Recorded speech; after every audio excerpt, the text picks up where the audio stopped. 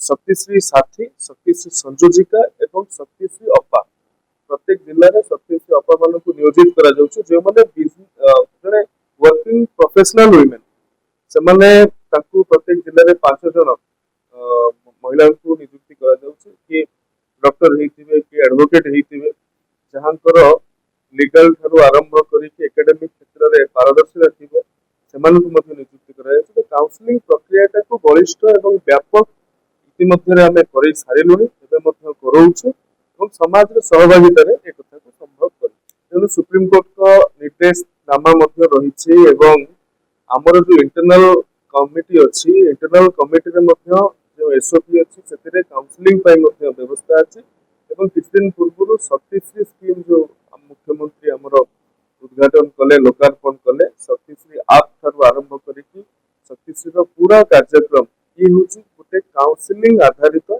କାର୍ଯ୍ୟକ୍ରମ ଯେଉଁଥିରେ online counselling ହେବ ଯୋଉ ସି ବକ୍ସ ଅଛି ସେଣ୍ଟ୍ରାଲ ଗଭର୍ଣ୍ଣମେଣ୍ଟର ତାକୁ ମଧ୍ୟ ଏଥିରେ ଆଲାଇନ୍ କରାଯାଇଛି। ମହିଳା ଏବଂ ଶିଶୁ ବିକାଶ ମନ୍ତ୍ରଣାଳୟର ଯାହା ଯାହା କାଉନସିଲିଂ ଟେଲିମାନସର ବ୍ୟବସ୍ଥା ଅଛି ତାକୁ ମଧ୍ୟ ଏଥିରେ ଆଲାଇନ୍ କରାଯାଇଛି।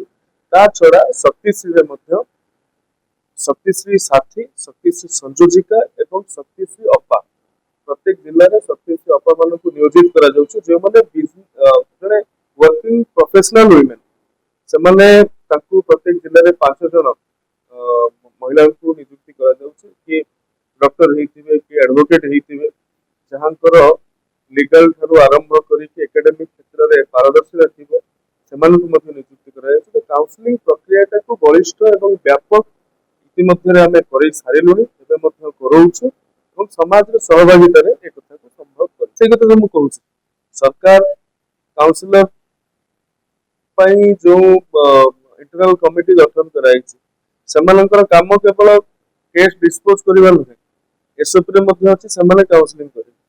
ପ୍ରତ୍ୟେକ ଡିପାର୍ଟମେଣ୍ଟରେ ଗୋଟିଏ ଗୋଟିଏ ଛାତ୍ରୀଙ୍କୁ ମଧ୍ୟ କ୍ଲାସ ରିପ୍ରେଜେଣ୍ଟେଟିଭ ଭାବରେ ରଖାଯାଇଛି ସେମାନଙ୍କର ଦାୟିତ୍ୱ ମଧ୍ୟ କାଉନସିଲିଂ କରିବା।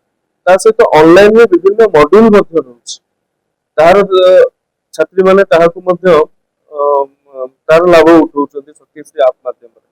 ଇଏ ବି ଗୋଟେ କାଉନସିଲିଂର ପ୍ରକ୍ରିୟା। ଏହା ପୂର୍ବରୁ ମଧ୍ୟ ଆଣ୍ଟି ଡ୍ରଗ ପାଇଁ ମଧ୍ୟ ଅନେକ କାର୍ଯ୍ୟକ୍ରମ କରାଯାଇଛି ଗୋଟିଏ ଗୋଟିଏ ଇନଷ୍ଟିଟ୍ୟୁସନ ମାନଙ୍କରେ ମଧ୍ୟ ଆମେ ସେଇଠିକାର ଫ୍ୟାକଲ୍ଟିଙ୍କୁ ଦାୟିତ୍ୱ ଦେଇଥିଲୁ ଯେଉଁମାନେ ଏଇ କାର୍ଯ୍ୟକ୍ରମ ଗୁଡ଼ିକୁ ଦେଖିବେ। ତେଣୁ ସରକାର ଲାଗିଛନ୍ତି ପ୍ରୟାସ କରୁଛନ୍ତି ସୁପ୍ରିମକୋର୍ଟଙ୍କ ନିର୍ଦ୍ଦେଶ ରହୁଛି ରାଜ୍ୟପାଳଙ୍କର ମଧ୍ୟ ନିର୍ଦ୍ଦେଶ ରହୁଛି ତାହାକୁ କାର୍ଯ୍ୟକାରୀ କରିବା ପାଇଁ ଆମେ